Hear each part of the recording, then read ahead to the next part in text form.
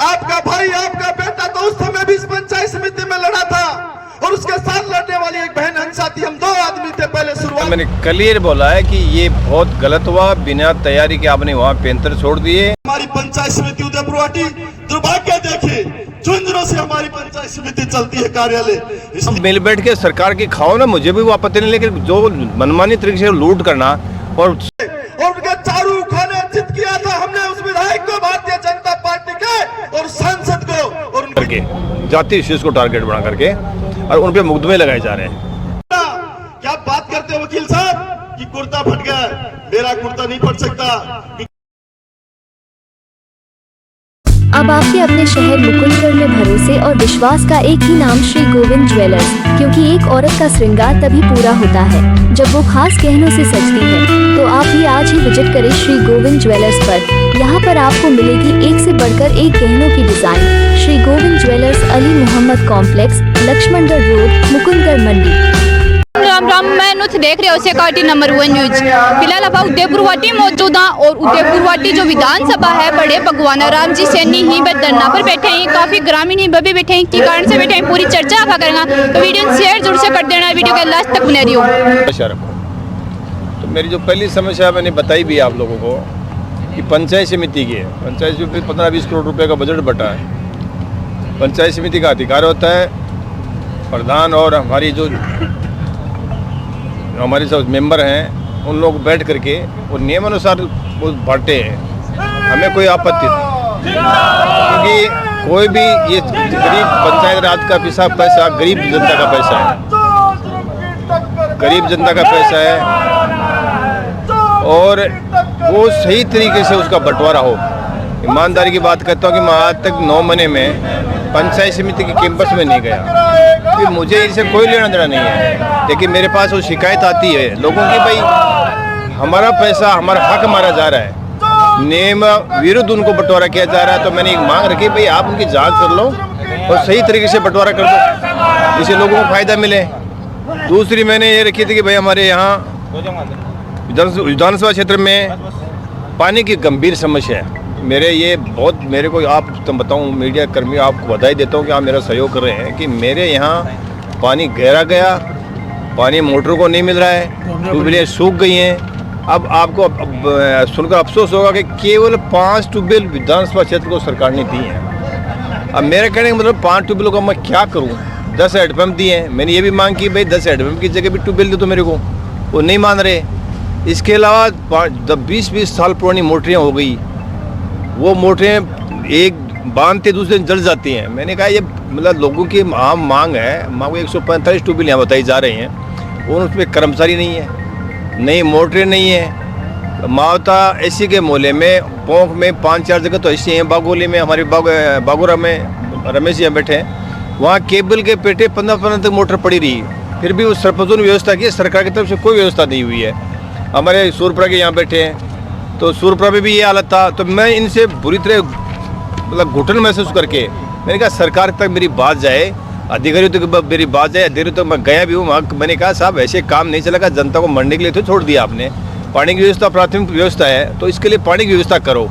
तो मेरा एक ही है, चाहे मैं आप मीडिया के माध्यम से मैं बोल रहा हूँ, वो किसी भी टेंडर के माध्यम से किसी भी तरह से ये बता दें कि उदयपुरवाटी विधानसभा को इतना मटेरियल खरीद के दिया है, हकीकत एक भी नहीं है।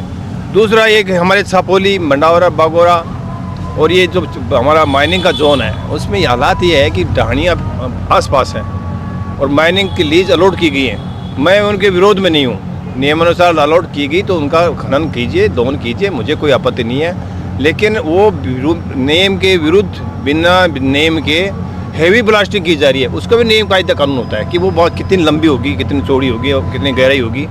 लेकिन वो इतनी गहरी करते हैं कि उनसे मकानों में दरार आ गई, खेतों में पत्थर पड़ रहे हैं, वहाँ से आदमी का निकलना दुभर हो गया है। तो मेरी सिंपल सा लोगों की समस्या है, मैं मौके पर गया हूँ। अब मैंने अधिकारी को ये बोला भाई आप जांच करके सही तरह से चलाओ ना, हमारे को क्या आपत्ति है।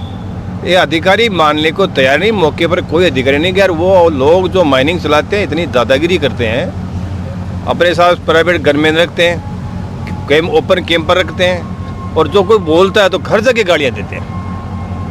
ये बात अच्छी नहीं है। ये वातावरण करीब 20 साल से खराब हो गया उदयपुरवाटी का। बैठ के सरकार की खाओ ना, मुझे भी वो आपत्ति नहीं, लेकिन जो मनमानी तरीके से लूट करना, और सबसे बड़ी बात, अगर कोई पैसे नहीं देता है उनको तो तुरंत पुलिस को फ़ोन करते हैं और माइनिंग अधिकारी पहुंच जाता है, और जब हम बोलते हैं कि भाई गलत हो रहा है तो माइनिंग अधिकारी नहीं पूछता वहाँ पर। तो इस प्रकार के हालात जो पैदा हो गए हैं क्षेत्र में वो बहुत भयावह है। और मैं एक बात पूछना चाहता हूँ सरकार से कि भाई ये आप जो हमारे अधिकारी हैं यहाँ, मैंने ओवरलोडिंग के लिए बोला, मैं आरटीओ से बात की सीकर, डीटीओ खेतरी से बात की, तो उन्होंने कहा मेरे पास तो टीम नहीं है। मैंने आरटीओ से बोला सीकर है, तो उन्होंने कहा मैं राजेंद्र मीणा है उसको भेज रहा हूँ। ये करते क्यों नहीं है, इसके पीछे कारण क्या है? भाई मेरा सीधा सा मानना है कि इस बात के लूट खसोट करके जनता को निजी क्षेत्र में मरने के लिए नहीं छोड़ा जाएगा।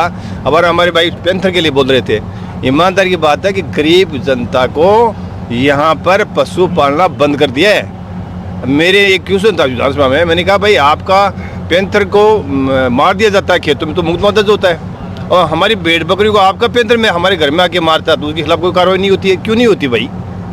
आपके खिलाफ भी होती है। आपके पैंथर आपने छोड़े हैं जंगल में तो आप उनको अंदर रखिए, आप उसको बाहर क्यों रहने देते हैं? ये हमारे लिए बहुत बड़ी समस्या है। आपको बताऊं, पहाड़ी बेल्ट में गरीब आदमी 2 बकरी भेड़ आप पशु गाय पाल करके पेट भर लेता था। अब वो बेचारा एक तरफ से अनाथ हो गया, उसके पास खाने के दाने नहीं है, वो पेट भरता था, उसके लिए उनको खुला छोड़ दिया।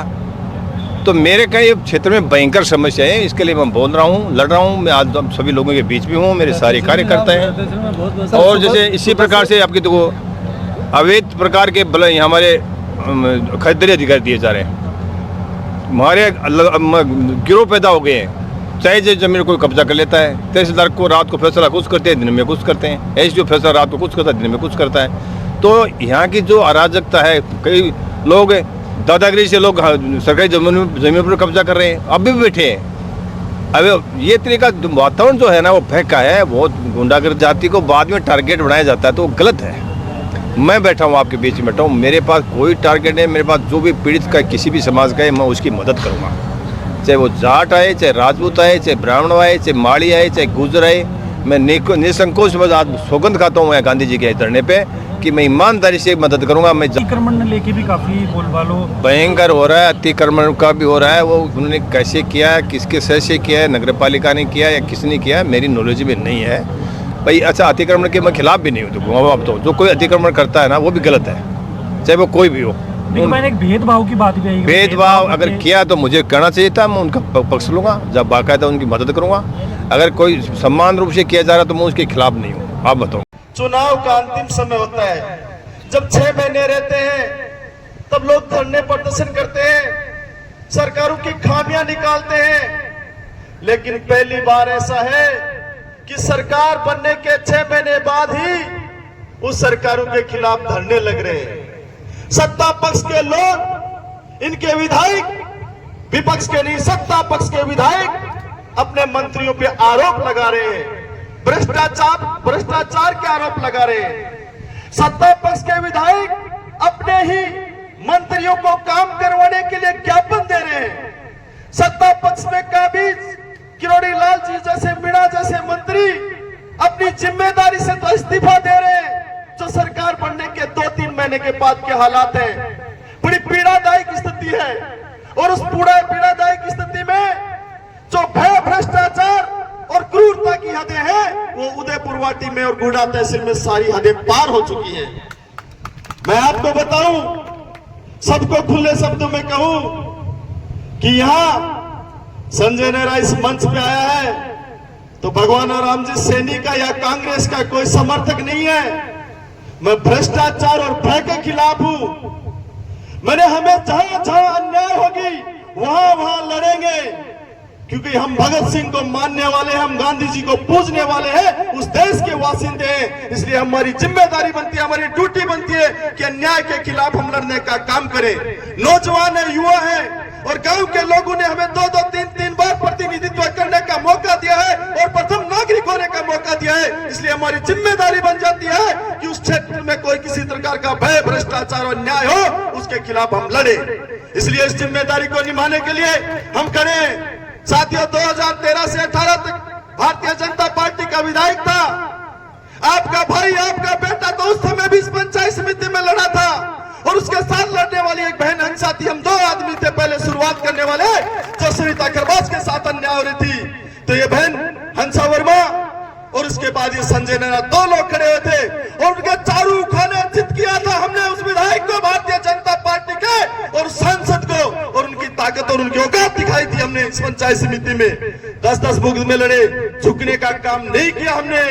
उसके बाद 18 से 23 तक विधायक रहे, मंत्री रहे राजेंद्र सिंह हुड्डा का, उनका पुरजोर से समर्थन किया, उनको विधायक बनाने का काम किया हमने, अपनी एडी से चोटी तक ताकत लगाई। लेकिन जब महावीर झाझड़ी हत्याकांड हुआ तो उस पूरे विधायक शुभकिरण चौधरी के साथ दरी पे बैठने का, न्याय के खिलाफ बैठने का काम भी संजय नैना ने किया।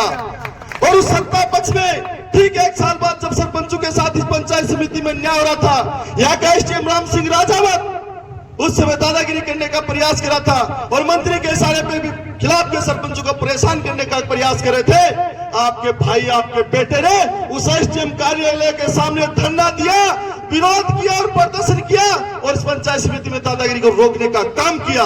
और उस तात्कालिक सरकार में हमने सड़क से लेके विधानसभा तक संघर्ष करने का काम किया। पंचायती राज मंत्री रमेश मीणा से आपका बेटा, आपका भाई सीधा लड़ा। क्या बात करते हो वकील साहब कि कुर्ता फट गया? मेरा कुर्ता नहीं फट सकता, क्योंकि मेरे पिताजी ने कोई चोरी जारी नहीं की। मेरे पिताजी रिटायर्ड है एफसीआई में, उन्होंने जिंदगी में कभी किसी प्रकार का कोई उनके ऐब नहीं पड़ा। मेरे 5 भाई हैं, उनको कुछ नहीं पता है। 6 एटीएम मेरी जेब में रहते हैं, मेरे भाइयों के, मेरे पिताजी के। मुझे क्या जरूरत पड़ती है? पंचायती राज रमेश मीणा से लड़ा। राजस्थान की एक पंचायत है रघुनाथपुरा, देख लेना आप, रिकॉर्डेड बात कर रहा हूँ। भुगतान नहीं की जाने वाली पंचायत, ये नाम लिखा हुआ आता है हर बार जो पेमेंट स्लॉट आता है नरेगा का उसमें, लेकिन हमने झुकने का काम नहीं किया, क्योंकि लड़ने का धर्म बढ़ता है। और आज जिस तरह के हालात है इस उदयपुरवाटी में कि एक आदमी पंचायत समिति में, मैं दावे से कह रहा हूं, इस प्रधान को नहीं पता है, प्रधान को नहीं पता है कि क्या हो रहा है क्या नहीं हो रहा है। किसी तीसरे आदमी ने एक व्यवस्था खड़ी कर रखी है यहाँ, और हम उस व्यवस्था के पूरी तरह से खिलाफ है। नहीं चाहिए बजट चाहिए होता तो हम लड़ते नहीं। पिछले 3 साल से पंचायत भुगतान नहीं की जाने वाली पंचायत का नाम लिखा हुआ था संजय नैना का।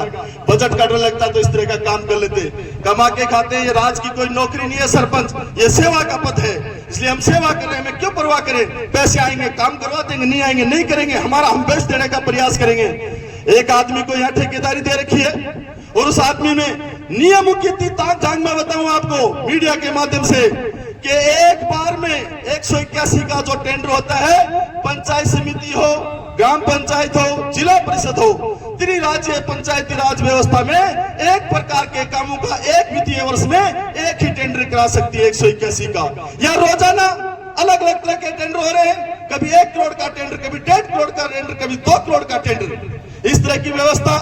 और उसके बाद बिना पंचायतों के प्रपत्र पास के, बिना पंचायतों के कार्य प्लान के, बिना साधारण सभा के, बिना स्टैंडिंग कमेटी के अनुमोदन के, बिना जिला परिषद के अनुमोदन के, अरे जो पैसे जहां आपको देने दे देना, जिसको अच्छा लगता है उस वहां कर लेना।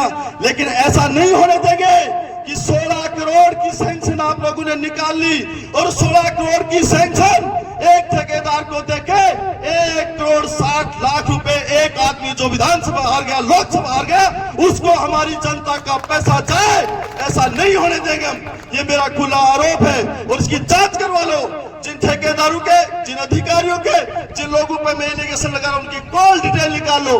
बैठ के हमारी पंचायत समिति उदयपुरवाटी दुर्भाग्य देखे, झुंझुनों से हमारी पंचायत समिति चलती है कार्यालय। इसलिए इस बात के अन्याय के खिलाफ हम डट के खड़े। और आपने इस पीड़ा को समझा, इस पीड़ा को आपने समझा, इसके लिए धन्यवाद आपको भगोरा राम जी।